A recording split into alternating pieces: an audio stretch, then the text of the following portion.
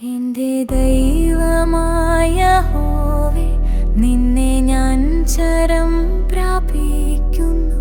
എന്നെ വേട്ടയാടുന്ന എല്ലാവരുടെയും കയ്യിൽ നിന്നു എന്നെ രക്ഷിച്ചു വിടുവിക്കണമേ.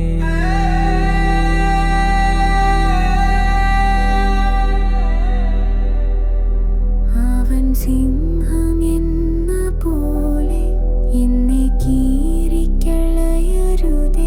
വിടുവിപ്പാൻ ആരുമില്ലാതിരിക്കുമ്പോൾ എന്നെ ചീന്തിക്കളയരുതേ. എന്റെ ദൈവമായ യഹോവേ, ഞാനിതു ചെയ്തിട്ടുണ്ടെങ്കിൽ, എന്റെ പക്കൽ നീതികേടുണ്ടെങ്കിൽ, എനിക്ക് ബന്ധുവായിരുന്നവനോടു ഞാൻ ദോഷം ചെയ്തിട്ടുണ്ടെങ്കിൽ കൂടാതെ, എനിക്കു വൈരിയായിരുന്നവനെ ഞാൻ വിടുവിച്ചുവല്ലോ. ശത്രു എന്റെ പ്രാണനെ പിന്തുടർന്നു പിടിക്കട്ടെ. അവൻ എന്റെ ജീവനെ നിലത്തിട്ടു ചവിട്ടട്ടെ. എന്റെ മാനത്തെ പൂഴിയിൽ തള്ളിയിടട്ടെ. സേലാ. യഹോവേ, കോപത്തോടെ എഴുന്നേൽക്കണമേ.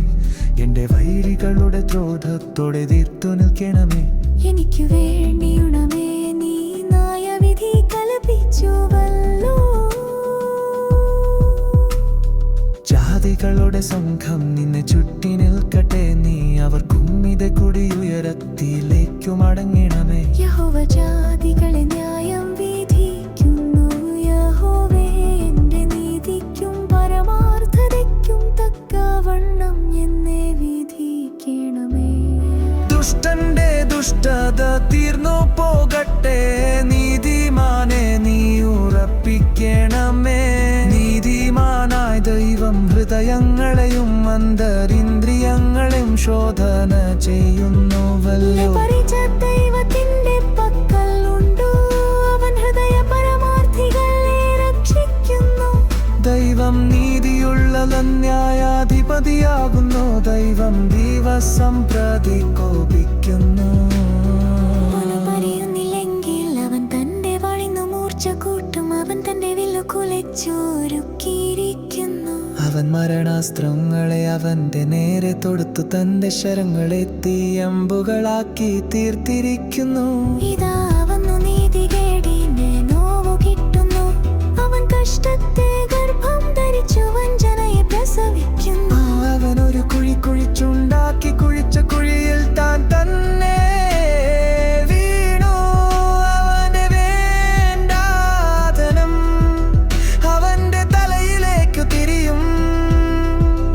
അവന്റെ ബാലാൽക്കാരം അവന്റെ നെറുകയിൽ തന്നെ വീരും. ഞാൻ യഹോവയെ അവന്റെ നീതിക്കു തക്കവണ്ണം സ്തുതിക്കും. അത്യുന്നതനായ യഹോവയുടെ നാമത്തിനു സ്തോത്രം.